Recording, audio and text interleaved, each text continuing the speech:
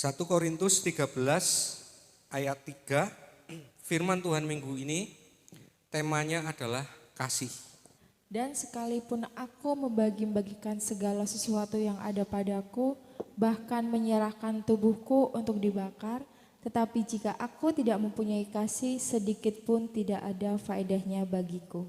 Ya, orang Kristen tentu sangat sering sekali mendengar kata kasih.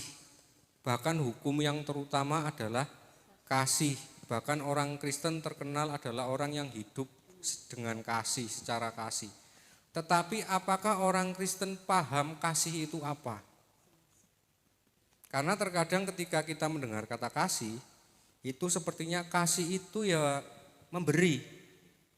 Tapi ternyata di ayat yang dibaca tadi dikatakan, sekalipun aku membagi-bagikan segala sesuatu yang ada padaku, bahkan menyerahkan tubuhku untuk dibakar, tapi jika tidak mempunyai kasih, sedikit pun tidak ada faedahnya bagiku. Berarti kasih itu belum tentu memberi itu adalah kasih. Sebenarnya kasih itu sudah diberikan sejak manusia baru diciptakan. Ketika di Taman Eden itu ditempatkan yang namanya pohon kehidupan. Kalau Adam taat, ia akan diberi makan buah pohon kehidupan. Nah, inilah buah roh, yaitu kasih, sukacita, damai sejahtera. Tetapi karena Adam tidak taat, dia kehilangan pohon kehidupan. Nah, sekarang Yesus nebus dosa kita, kita akan dijadikan seperti pohon kehidupan, diberi Roh Kudus. Setiap orang yang percaya Yesus itu pasti memiliki Roh Kudus. Tapi belum Roh Kudus yang bertumbuh, artinya baru benih. Benih, kalau benih itu kan berarti harus ditumbuhkan dulu jadi pohon, terus menghasilkan buah. Buahnya adalah kasih, sukacita, damai sejahtera, kesabaran, kemurahan, kebaikan, kesetiaan, kelemah lembutan, penguasaan diri. Tidak ada hukum yang menentang hal itu. Kalau kita sudah berbuah demikian, baru dikatakan barang siapa menjadi milik Kristus Yesus, ia telah menyalibkan daging dengan segala hawa nafsu dan keinginannya. Itu dikatakan bahwa kita sudah selesai mengalami baptisan api, firman Tuhan minggu lalu. Tetapi ternyata tidak semudah itu untuk berbuah. Bahkan orang yang sudah berbuah pun, itu buahnya bisa dicuri. Inilah peperangan kita. Terus apa yang menyebabkan ketika orang ini sudah percaya Yesus, bertobat, wis mulai berbuah, hidupnya sudah bersyukur, hidupnya sudah diberkati, tetapi terkadang justru malah ketika orang mulai diberkati, bahkan berkatnya lebih, dia itu mulai buahnya, buah damai sejahtera yang mendatangkan berkat itu dicuri. Penyebabnya apa? Yakobus 4 ayat 1. Dari manakah datangnya sengketa dan pertengkaran di antara kamu? Bukankah datangnya dari hawa nafsumu yang saling berjuang di dalam tubuhmu? Jadi datangnya sengketa di sini dikatakan bukan dari iblis, tetapi dari hawa nafsumu yang saling berjuang di dalam tubuhmu. Maksudnya begini, pada dasarnya manusia itu punya sifat dasar seperti Allah, kasih, dia ingin taat. Tapi ternyata karena diberi kehendak bebas, diberi hidup, karena Allah adalah kasih, maka manusia diberi kasih, diberi kehendak bebas. Nah, maka ternyata dia lebih condong kepada keinginan dagingnya, hawa nafsunya. Nah, inilah peperangan di dalam tubuh, keinginan daging dan keinginan roh. Kamu mengingini sesuatu tetapi kamu tidak memperolehnya, lalu kamu membunuh. Kamu iri hati, tetapi kamu tidak mencapai tujuanmu, lalu kamu bertengkar dan kamu berkelahi. Kamu tidak memperoleh apa-apa karena kamu tidak berdoa. Atau kamu berdoa juga tetapi kamu tidak menerima apa-apa karena kamu salah berdoa. Sebab yang kamu minta hendak kamu habiskan untuk memuaskan hawa nafsumu. Nah, ini dikatakan salah berdoa. Ini salah berdoa itu maksudnya apa? Salah berdoa itu maksudnya kalau Bapak Ibu orang yang sudah percaya Yesus itu berdoa tapi yang diminta itu bukan roti, yang diminta ular sekalipun kelihatan baik, itu tidak dikabulkan kalau orang itu dikasihi. Maka berdoa itu bisa salah. Karena Tuhan itu tidak akan memberikan racun kepada anaknya yang minta roti. Tetapi terkadang manusia senangnya mintanya racun. Lalu bagaimana dosa itu mulai masuk? Yakobus 1 ayat 14. Tiap-tiap orang dicobai oleh keinginannya sendiri, karena ia diseret dan dipikat olehnya. Jadi tiap-tiap orang dicobai oleh keinginannya sendiri. Nanti Bapak Ibu berdosa yang disalahke iblis, disalahke setan. Padahal di sini dikatakan tiap-tiap orang dicobai oleh keinginannya sendiri. Artinya ketika manusia itu mempunyai keinginan yang negatif, hawa nafsu, maka pencobaan itu akan datang. Tetapi nek manusia itu bersyukur, pencobaan tidak akan datang. Karena pencobaan datangnya dari si jahat. Tetapi ia bisa hadir karena kita punya pikiran yang negatif. Makanya Yesus berkata, apa yang kamu khawatirkan itulah yang akan menimpamu. Karena energi kekhawatiran itu menghadirkan roh kekhawatiran. Dan apabila keinginan itu telah dibuahi, ia melahirkan dosa. Nek keinginan itu dituruti, keinginan daging, ia melahirkan dosa. Dan apabila dosa itu sudah matang, ia melahirkan maut. Maksudnya di sini kehilangan penyediaan Tuhan. Jadi misalkan Bapak Ibu, aku tadinya pemarah, wis hidup di dalam Yesus, buah-buah roh ganti kasih itu sabar, wis berbuah sabar. Nah iblis arek nyuri, dibuat khawatir, artinya karena kita mempunyai keinginan, jadi kita khawatir, nah roh khawatir ini menyerang.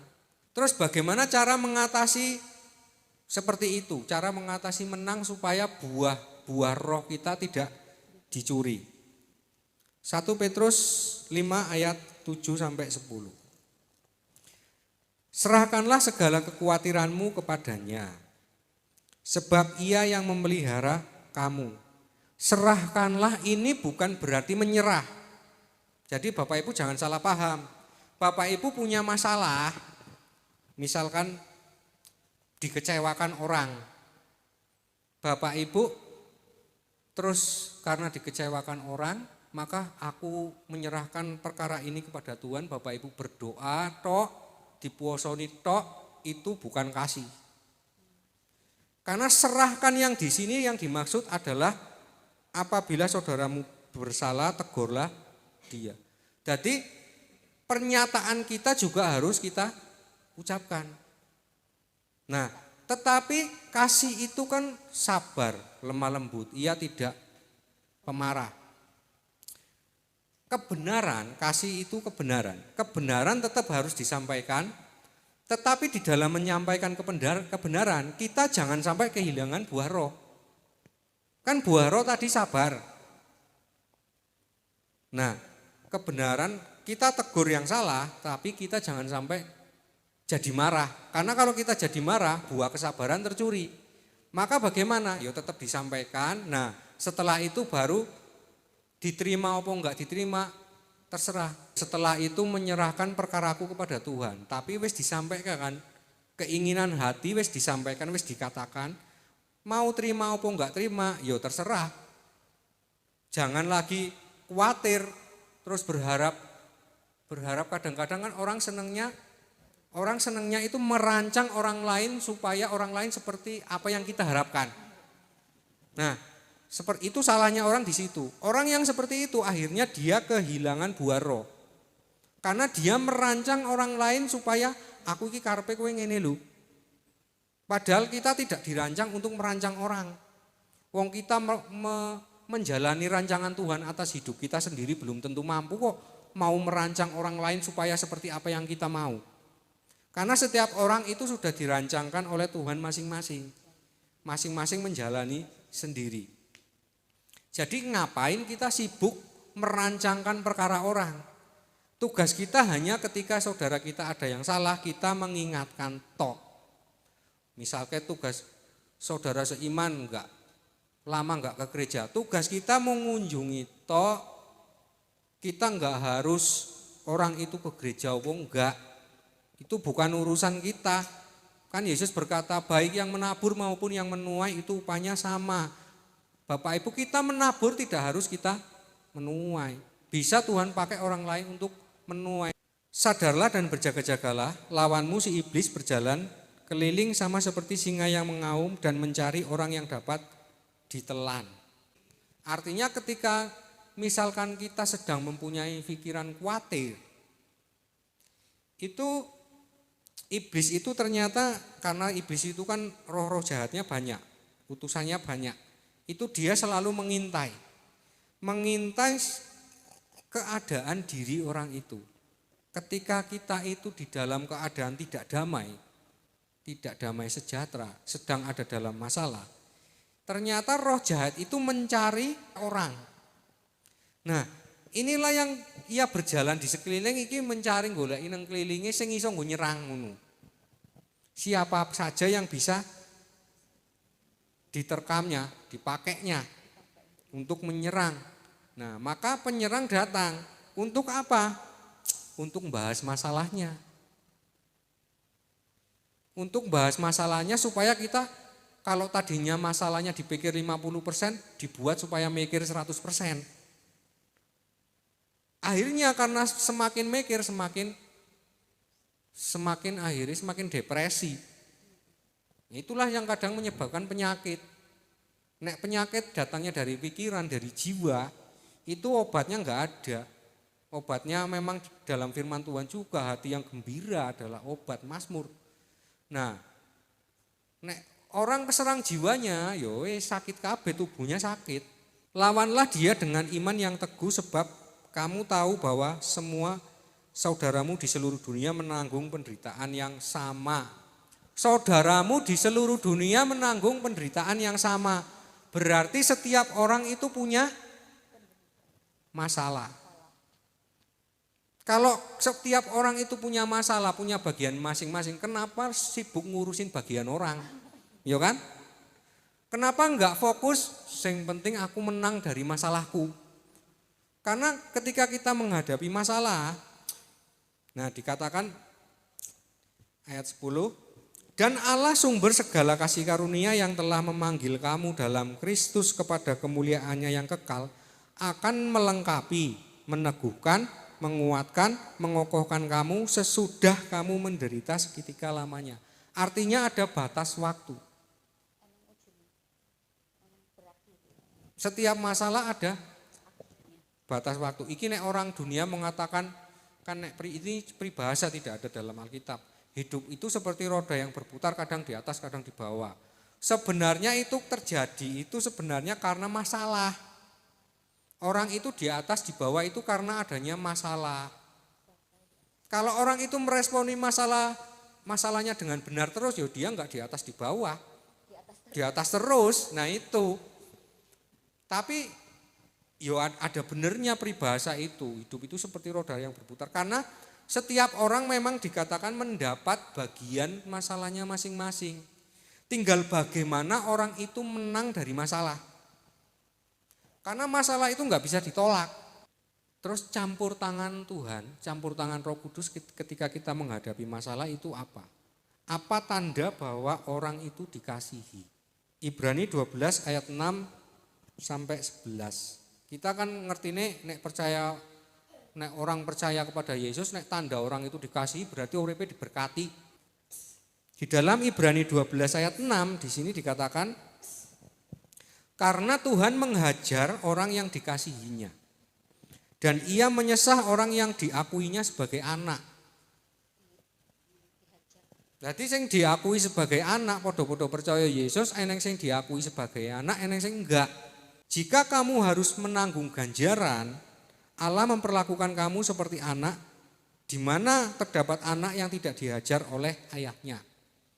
Artinya di sini jika kamu menanggung ganjaran, maksudnya kalau anak melakukan kesalahan, maka ia akan dihajar. Itu tanda bahwa ia diakui sebagai anak. Tetapi ada orang-orang tertentu yang termasuk orang-orang percaya Yesus juga, dia melakukan kesalahan tapi dibiarkan. Jadi enggak ditegur oleh Allah, dibiarkan. Nah, kalau Bapak Ibu termasuk sing aku nek salah setitik, dosa setitik langsung ditegur, langsung hidupku susah berkatku angel. Berarti Bapak Ibu diakui sebagai anak. Itu cirinya. Ayat 8, tetapi jikalau kamu bebas dari ganjaran, maksudnya salah tapi enggak langsung dibalaskan kesalahannya, yang harus diderita setiap orang, maka kamu bukanlah anak. Tetapi anak-anak gampang, dikatakan anak-anak gampang ini maksudnya apa? Maksudnya iki tipe anak sing nek ditegur iki orang gatekke. Jadi menyepelekan, akhirnya dia Allah enggak mau negur lagi. Karena iki tipe anak gampang ditegur ora iso bertobat. Jadi ben wae terjatuh dhisik. Sesuk nek terjatuh dhek tolong-tolong baru ditolong. Tapi anak yang diakui sebagai anak yang dikasihi, dia itu nek salah iki nek ditegur iki langsung balik meneh. Nah, ditegur. Karena orang Kristen itu orang yang enggak boleh salah. Nek salah setitik dihajar supaya benar. Karena kita itu sudah dirancang sebagai yang sulung untuk ditebus supaya nanti di zaman akhir tidak mendapatkan murka Allah. Makanya sekarang ketika kita salah sedikit langsung dihakimi oleh Roh Kudus sendiri agar kita nanti tidak dihakimi. Selanjutnya dari ayah kita yang sebenarnya kita memperoleh ganjaran dan mereka kita hormati. Kalau demikian, bukankah kita harus lebih taat kepada Bapa segala roh supaya kita boleh hidup? Sebab mereka mendidik kita dalam waktu yang pendek sesuai dengan apa yang mereka anggap baik. Ini orang tua. Tetapi dia ini Allah melalui Roh Kudus menghajar kita untuk kebaikan kita supaya kita beroleh bagian dalam kekudusannya. Menghajar kita untuk kebaikan. Memang tiap-tiap ganjaran pada waktu ia diberikan tidak mendatangkan sukacita. Ya jelas, hukuman mana ada orang yang dihukum itu sukacita. Tetapi duka cita. Tetapi kemudian ia menghasilkan buah kebenaran yang memberikan damai kepada mereka yang dilatih olehnya.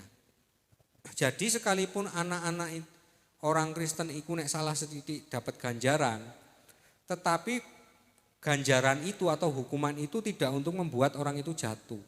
Artinya ketika Bapak Ibu melakukan kesalahan, tapi Bapak Ibu menerima ganjaran, maka Tuhan itu mendidik, tapi hukuman itu yang mungkin dianggap orang lain sebagai kutuk, itu dibalik jadi berkat.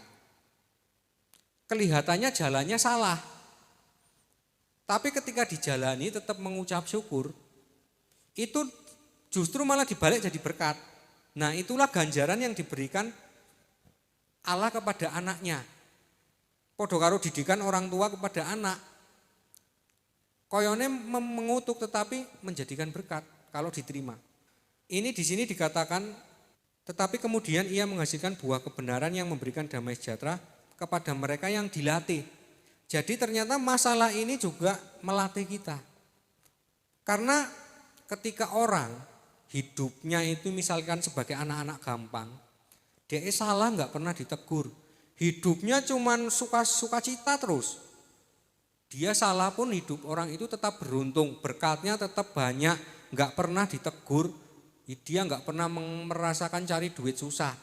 Pokoknya enggak, sama sekali enggak ditegur. Maka yang menegur dia adalah hukum keadilan Tuhan yang berlaku untuk semua orang. Hukum keadilan Tuhan itu keadilan yang diberikan sesuai dengan dosa nih. Nek kita diganjar Tuhan, anak-anak Tuhan itu masih enggak sesuai dengan dosa. Ini masih di batas kemampuan kita. Tapi nek hukum keadilan Tuhan, kamu buat apa? Nek wis jatuh vonis itu, yo datang. Begitu hukum keadilan datang, masalah datang kepada orang yang enggak pernah dilatih menghadapi masalah, maka inilah yang menyebabkan orang bisa jiwanya diambil. Nek jiwanya diambil, orang itu tidak punya kesadaran, depresi. bahkan bisa mengakhiri hidupnya sendiri. Karena jiwanya enggak pernah dilatih untuk menghadapi masalah. Akhirnya orang itu jatuh sendiri, enggak sanggup. Terus bagaimana cara kita memelihara kasih, artinya buah-buah roh yang ada di dalam kita supaya tidak dicuri. 2 Yohanes 1 ayat 6. Dan inilah kasih itu, yaitu bahwa kita harus hidup menurut perintahnya. Dan inilah perintah itu. Ini dikatakan kalau kita ingin memelihara kasih, kita harus hidup menurut perintahnya. Lah perintahnya apa? Nah, dan inilah perintah itu bahwa kita harus hidup di dalam kasih. Dibalikan lagi, perintah Allah adalah kamu tetap hidup di dalam kasih. Jadi dibalik lagi. Sebagaimana telah kamu dengar dari mulanya. Dari mulanya maksudnya Allah adalah kasih, makanya Tuhan memerintahkan kepada kita supaya kita tetap hidup di dalam kasih. Itu adalah utama. Jangan kebalik-kebalik. Artinya seperti ini. Keselamatan setiap orang itu adalah oleh karena tindakan dia sendiri untuk tetap hidup di dalam kasih, di dalam roh Allah. Bukan, kan kadang Bapak Ibu mikir kadang-kadang orang kebablasan. Artinya percaya Yesus saiki pokoknya hidup untuk melayani Tuhan. Bapak Ibu, sing utama bukan itu. Sing utama adalah fungsi dari Roh Kudus adalah menaungi hidup kita supaya kita tetap berada di dalam terangnya, supaya nanti kita mendapat yang namanya mahkota kehidupan, diangkat oleh terang itu. Nah, kalau yang kita melayani lain-lain itu adalah bagian kita jika kita ingin mendapatkan mahkota kemuliaan. Itu kerjanya berkelompok bersama, makanya orang itu hidup bergereja itu untuk mencapai mahkota kemuliaan. Tetapi mahkota keselamatan, mahkota kehidupan itu pribadi, lepas pribadi. Perintahnya untuk mencapai mendapatkan mahkota kehidupan, kehidupan kekal, tubuh baru, itu adalah tetap hidup di dalam kasih, memelihara damai sejahtera, kebenaran, sukacita. Itu yang harus wajib dilakukan.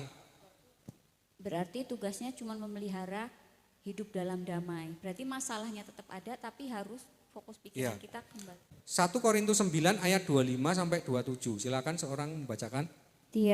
Tiap orang yang turut mengambil bagian dalam pertandingan menguasai dirinya dalam segala hal. Mereka berbuat demikian untuk memperoleh suatu mahkota yang fana, tetapi kita untuk memperoleh suatu mahkota yang abadi. Sebab itu aku tidak berlari tanpa tujuan dan aku bukan petinju yang sembarangan saja memukul. Tetapi aku melatih tubuhku dan menguasainya seluruhnya supaya sesudah memberitakan Injil kepada orang lain, jangan aku sendiri ditolak. Ya, jadi ini dikatakan Paulus, ini pengalamannya Paulus. Paulus itu kan memang dipanggil untuk menjadi Rasul Allah, saksi memberitakan Injil. Tetapi di satu sisi, dia mengibaratkan ketika dia sudah memberitakan Injil kebenaran, wis melayani Tuhan, dia sendiri harus tetap melatih dirinya. Artinya dia sendiri tetap dapat serangan, tetap dapat masalah. Artinya supaya dengan dilatih, dia membiasakan diri hidup baik, membiasakan kalau pada zaman dulu melatih dengan puasa, melatih ragi-ragi yang negatif dibuang, supaya dia melatih dirinya supaya tidak ditolak, karena dia sudah ambil bagian dalam pertandingan. Artinya fokus dia adalah untuk misi penyelamatan, tetapi keselamatan dirinya sendiri tetap harus diperjuangkan. Jadi kalau Bapak Ibu sekarang aku pingin melayani Tuhan, saiki hidup 100% misalkan, Bapak Ibu menyerahkan seluruh tubuh untuk melayani Tuhan. Bapak Ibu pastikan keselamatan diri sendiri itu sudah dipenuhi. Artinya pastikan di dalam diri Bapak Ibu itu damai sejahtera cukup, kebenaran cukup. Kalau Bapak Ibu aku nyelamatke diri sendiri kuwe angel, hidupnya penuh dengan masalah, kok aku misi arep nyelamatke wong kono kowe tak kunjungi men ngisu mangkat menggereja, Bapak Ibu kleru. Bapak Ibu cuman akan pada akhirnya cuman akan nyala kamu dari hadapanku. Karena apa? Ditolak, seperti dikatakan Paulus tadi, kamu tidak melatih dirimu sendiri untuk tetap di dalam kasih, tetapi kamu melatih orang lain supaya orang lain hidup di dalam kasih. Akhirnya yang selamat orang lain, dia sendiri ditolak. Maka yang paling utama itu harus dilakukan dulu sebelum yang kedua. Artinya kita harus selamat dulu di dalam kasih, melatih diri kita sendiri. Baru kita melakukan tadi karunia yang diberikan oleh Roh. Karena kan buah-buah Roh yang namanya buah itu kan keluarnya belakangan daripada pohon. Maka kan kita harus jadi pohon dulu baru buahnya apa? Nah, buah ini salah satunya kan karunia. Baru karunia untuk menyelamatkan orang lain, untuk melayani, untuk menyembuhkan orang sakit, itu karunia. Jadi jangan sampai Bapak Ibu kualik. Sekarang kan banyak ajaran yang kebalik. Ada ajaran sing mengutamakan, nek terima Roh Kudus iki berarti bisa berbahasa roh. Ya kualik. Terima Roh Kudus itu kita terima benih Roh Kudus, kita jadi pohon yang berbuah. Bukan langsung terima buahnya. Nek terima Roh Kudus itu berarti menyembuhkan orang lain itu sembuh. Lah Bapak Ibu kebablasan kuali. Bukan itu fungsi utama dari Roh Kudus. Fungsi utama dari Roh Kudus adalah membuang buah-buah dosa kita. Mau ini pemarah jadi tidak pemarah, mau ini khawatir jadi enggak khawatir. Lah itu dulu sudah berbuah, Bapak Ibu sudah selamat. Nah, nek wis selamat lah baru ada karunia buah Roh untuk sing iso dipakai nggo layani opo. Nah, itulah akan menambahkan mahkota kemuliaan. Yang penting kan mahkota kehidupan dapat dulu. Nah, kalau sudah itu dua itu sudah, saiki wis hidup wayahe melayani yo melayani. Nah, itulah karunia. Karunia itu pakai waktu. Yesus wae ngomong ada waktu untuk menabur, ada waktu untuk menuai, ada waktu untuk berhenti dari menabur. Segala sesuatu itu ada waktunya. Jadi enggak bisa kita petinju sembarangan memukul. Aku saiki hidupe melayani Tuhan sepenuh hati, yo aku setiap dino pelayanan Bapak Ibu keliru. Segala sesuatu ada waktunya, pakai waktu. Nah, yang utama yang harus dilakukan setiap waktu itu yang pertama yang menjaga hidup kita supaya tetap di dalam kasih. Dan itu dilakukan sendiri. Nek sing kedua sing mahkota kemuliaan Bapak Ibu bergereja, karena nek enggak bergereja ini artinya kita mempunyai komunitas, mempunyai jaringan, itulah yang disebut kerajaan Allah. Kita ini satu tubuh, kepalanya adalah Yesus. Nek enggak bergereja enggak kuat. Masa Bapak Ibu mau melayani sendiri datang terus ke pinggir jalan bertobatlah kerajaan Allah sudah dekat, kan enggak mungkin. Fungsi dari kasih sing pertama tadi untuk mendapatkan mahkota kehidupan yang tetap dijaga. Yang kedua akan membuahkan karunia buah Roh sing menghasilkan karunia untuk melayani Tuhan. Upahnya adalah mahkota kemuliaan. Dan yang ketiga ini yang paling disenangi banyak orang. Ulangan 28 ayat 1 dan 8. Tadi kan dikatakan nek kita mau hidup di dalam kasih, kita harus menuruti perintahnya. Perintahnya dibalikkan lagi, kita harus tetap hidup di dalam kasih. Nah, kalau kita sudah tetap hidup di dalam kasih, ini upahnya yang ketiga. Jika engkau baik-baik mendengarkan suara Tuhan Allahmu dan melakukan dengan setia segala perintahnya yang kusampaikan kepadamu pada hari ini, maka Tuhan Allahmu akan mengangkat engkau di atas segala bangsa di bumi. Ayat yang ke-8, Tuhan akan memerintahkan berkat ke atasmu di dalam lumbungmu dan di dalam segala usahamu. Ia akan memberkati engkau di negeri yang diberikan kepadamu oleh Tuhan Allahmu. Jadi kalau orang tetap hidup di dalam kasih, Tuhan akan memerintahkan berkat. Berkat diperintah. Berkat ini maksudnya bukan Bapak Ibu tiba-tiba ada orang yang ngasih duit atau ngasih mobil, enggak seperti itu. Berkat yang di sini yang dimaksud adalah rezeki, artinya pekerjaan. Artinya kita punya talenta apa, maka akan datang orang yang ngasih kerjaan yang enak. Nah itu, kecuali bentuknya kebutuhan. Nah nek kebutuhan biasanya diberikan Bapak Ibu butuh apa, misalkan butuh untuk sesuatu hari ini atau butuh untuk masa depan anak, untuk sekolah. Nah kalau Bapak Ibu pelihara kasih, sekalipun mungkin Bapak Ibu nggak iso nyukupi kebutuhan anak masa depannya, nek tetap di dalam kasih, firman iki nang kene ngomong, Tuhan akan memerintahkan berkat, artinya menyediakan. Bahkan Yesus berkata harta orang fasik itu ada kakinya. Dia diperintahkan untuk datang ke tempat orang sing dikasihi Tuhan. Maka jangan khawatir, tetapi nek khawatir, ya ora sida diperintah berkatnya menggo. Arek kon digiring rono khawatir ora sida. Maka yang paling penting adalah menjaga kita tetap hidup di dalam kasih. Di sini dikatakan ia memberitakan berkat ke atasmu di dalam tubuhmu dan di dalam segala usaha. Berarti usahamu apa wae. Yang penting di dalam segala usaha itu Bapak Ibu, artinya kasih itu ada di dalam diri Bapak Ibu. Yang menyebabkan segala sesuatu itu menjadi sulit lagi itu kan karena kita itu keinginannya wis mulai enak iki. Hidupku wis mulai enak. Terus kok datang susah lagi? Ya itu karena Bapak Ibu dapat ganjaran melakukan dosa lagi.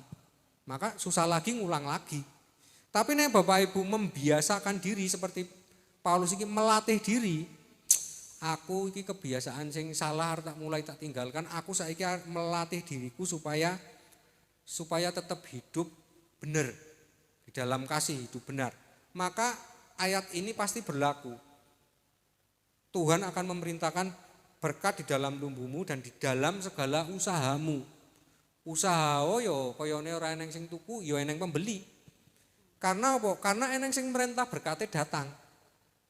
Tapi itu akan hilang nek Bapak Ibu kebiasaane dosane dilakukan lagi. Itu jadi susah lagi.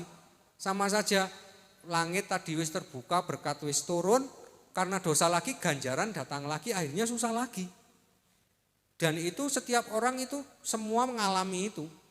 Karena masalah itu datang kepada setiap orang karena setiap orang itu melakukan dosa dan kena ganjaran. Cuman orang sing enggak dikasihi sing enggak kena itu. Tapi ketika bukan berarti orang yang enggak kena itu enggak dapat. Dia dapatnya sekali dapat.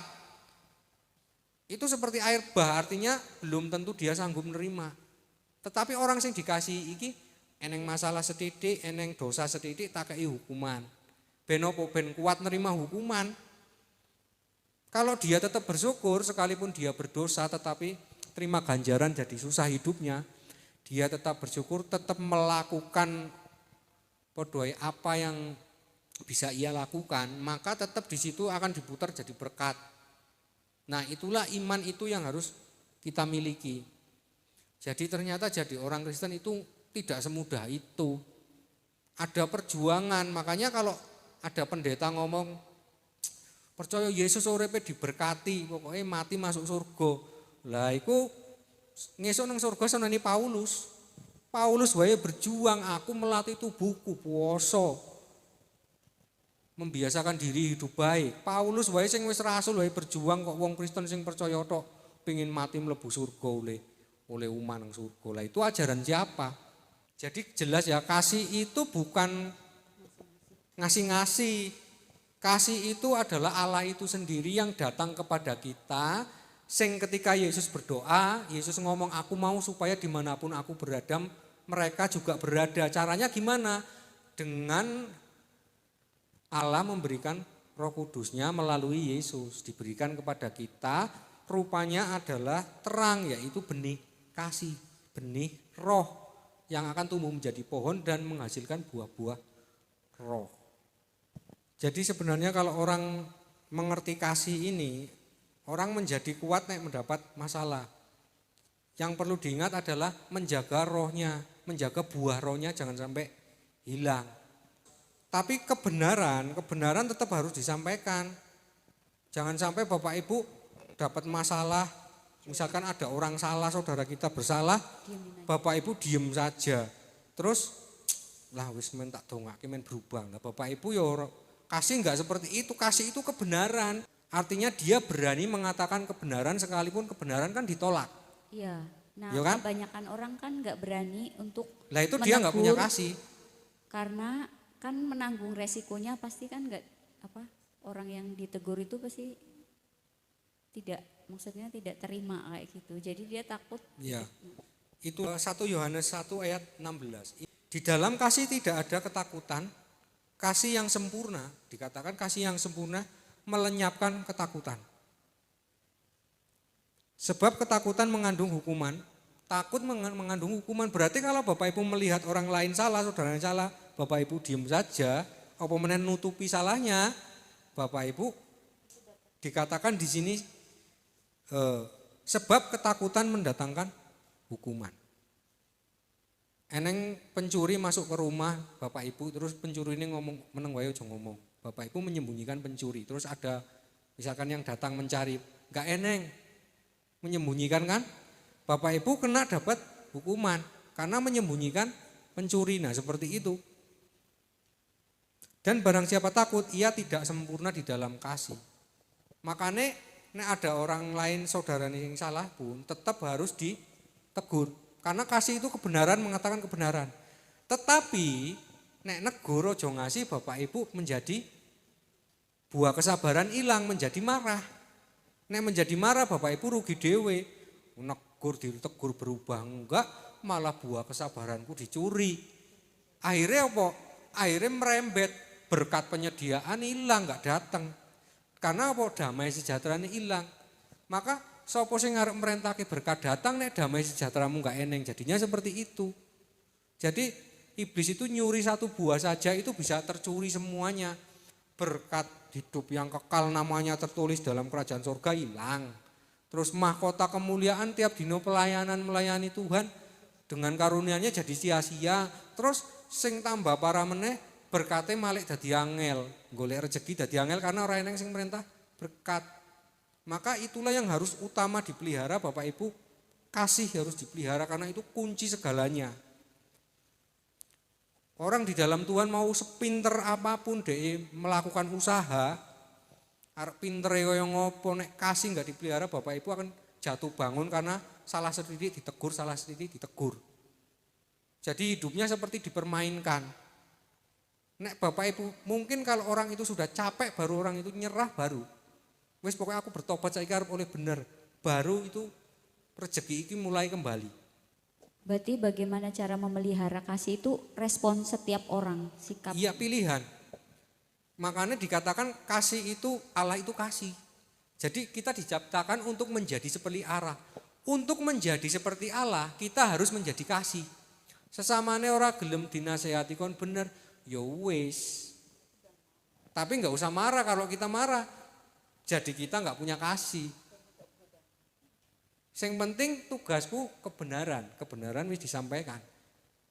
Itulah tanda kita enggak mempunyai rasa takut. Kita harus selalu ingat pokoknya nek Bapak Ibu mau marah, kadang-kadang kan yang membuat kita kuat paling kuat itu secara dunia. Maka anggap saja seperti ini. Nek aku marah rezekiku dadi angel. Nah, itu saja. Karena kadang-kadang nek wong mikir, engko nek aku marah aku ora mlebu surga kejauhan. Kan mending mikir, aku nek marangku usahaku jadi angel, engko awakku jadi sakit, wis jelas ngono kan. Kalau orang punya pikiran itu mendatangkan sakit. Lah ngapain jadi mikir? Sing dipikirke wong liya sisan, mending mikir diri sendiri, hidupnya tetap damai sejahtera, nunggu berkate dikirim sesuai dengan apa yang bisa dilakukan. Firman ini enggak mungkin bohong, Bapak Ibu. Isone kerja apa nek Bapak Ibu hidup di dalam kasih, rezekiku goleki dateng. Sekalipun di tempat terpencil sekalipun rezekiku nyari. Karena itu digiring, ada yang giring. Tapi sekalipun Bapak Ibu hidup orangnya pinter, usahanya strategis, tempatnya strategis, hidupnya enggak di dalam kasih, rezekinya ditutup. Ya ora eneng sing giring. Susah wae. Jadi ini butuh iman untuk mempercayai hal-hal ini. Tapi firman Tuhan enggak akan bohong. Jangan Bapak Ibu kadang-kadang jangan iri dengan orang yang tidak dikasihi Allah. Orang yang tidak dikasihi Allah enggak kena ini.